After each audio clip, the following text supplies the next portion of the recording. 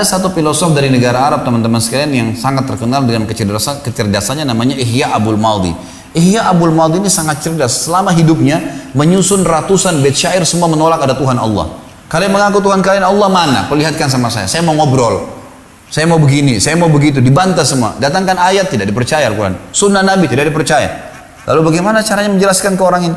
Subhanallah, sebelum dia meninggal dunia, dia menyusun 20 bait syair. 20-20-nya ini membantah syair dia sendiri yang ratusan itu. Dia mengatakan begini, syairnya diangkat oleh para ulama akidah untuk memperingatkan kepada kita tentang pentingnya beriman kepada Allah. Dia mengatakan, ji'tu wala adri min aina ji'tu. Saya lahir di muka bumi ini, sampai di ranjang kematian ini saya tidak tahu dari mana asal saya. Kalau dari ibu saya dari mana? Ibunya dari mana lagi? Ibunya lagi. Mana awalnya nih? Karena dia tidak beriman. Kalau kita sudah tahu awalnya laki-laki Adam alaihissalam, awalnya perempuan Hawa alaihissalam, selesai. Allah SWT ciptakan, dan Al-Baqarah menjelaskan masalah itu. Juga surah Nisa ayat 1 menjelaskan masalah itu. Tapi jelas dia begini, dia tidak yakin, gitu kan. Maka dia bilang, fawajadtu amamit tariq, masyaitu dzalika syi'tu am abaitu. Lalu saya dapat di depan mata saya sebuah sistem pada saat saya lahir di muka bumi ini, saya mau atau tidak mau harus saya laluin. Seperti misalnya pergantian siang malam, harus dilaluin. Gak bisa, gak ada orang yang bisa nolak. Gak ada yang bisa tahan malam, gak ada yang siang. Kemudian fungsi-fungsi anggota tubuh, mata melihat, telinga mendengar, hidung menghirup, lidah mengecap, bibir mengucap, tangan memegang, kaki melangkah. Semua punya fungsi-fungsi. Dan tidak bisa dialihfungsikan. Gak bisa mata dipakai makan misalnya, kuping dipakai melihat. Sudah begitu, lahir sudah begitu. Ada sistem.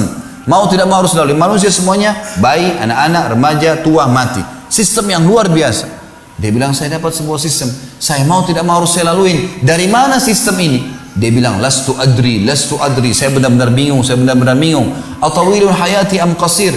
Ini hidup saya di ranjang ini masih panjang atau sudah pendek ya? Kalaupun, saya terjemahkan langsung, dia bilang, kalaupun saya mati, gitu kan? Maka apa setelah kematian itu?